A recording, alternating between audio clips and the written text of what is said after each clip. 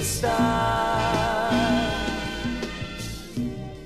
what's up everybody? Welcome back to Roche Reviews. Today I'm going to be reviewing Moonlight. Moonlight was directed by Barry Jenkins and released October 21st, 2016, so it has been out for a few months, but just in case you haven't seen it yet, there will be spoilers in this video. There's a lot to talk about this film, but I'm going to keep it pretty quick, like 5 minutes at the most.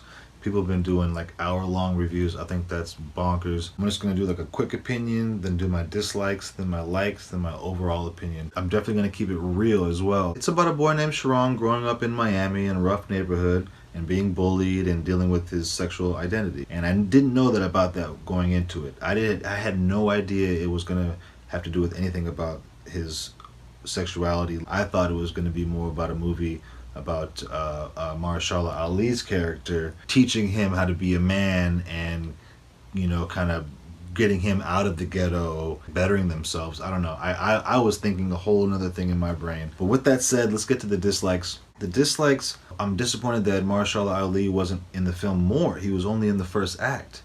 It's like, okay, he was all in the trailers and everything, and he's only in like 20 minutes of the movie or something like this. So that was a little bit of a disappointment. The next thing I disliked was the spinning camera shot during the fight with Sharon and his friend.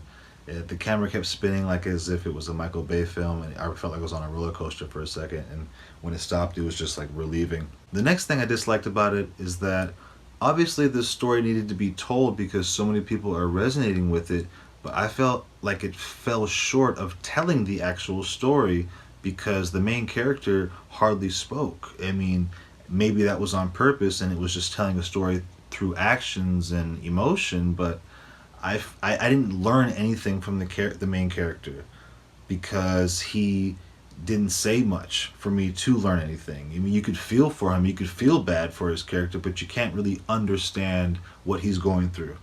Because you don't understand him, it don't mean that he's nice. On that note, I'm not sure why this movie is getting so much praise that it is getting. Maybe because it's something different, something that people aren't used to. We're not used to seeing like a black hood film that has a gay side to it. I don't know. I don't know. It just sounded hot. Now let me tell you about some of the things that I did like about the film. Obviously, Mahershala Ali's character was great and enjoyable to watch. He always is. You know, he was from House of Cards. He was from Luke Cage. Just like everything he does is good. Also, the other acting in this film was pretty organic. From Sharon to Janelle Monáe, you know, to Sharon's mom. Everybody worked really well together and nothing seemed forced. Next thing I liked about it was the fact that it told the story in 3 different parts. From a young kid to a teen to an adult, you know, in that order. And it didn't jump around. It didn't go from, you know, it didn't start from him as an adult, then go back to these flashback scenes to him as a kid, you know, and it was just refreshing to see something in chronological order and watch it grow naturally. The cinematography was just really enjoyable to watch. You really felt like you're watching a good indie film. The next thing I liked about it was the soundtrack. The soundtrack had like old soul stuff on there, but it also had some modern new stuff that I haven't heard before, like Classic Man, but it was like a chopped and screwed version of Classic Man. Overall, this movie is soft. Danny, you soft! And not for me, but I can appreciate it, what the director was trying to do.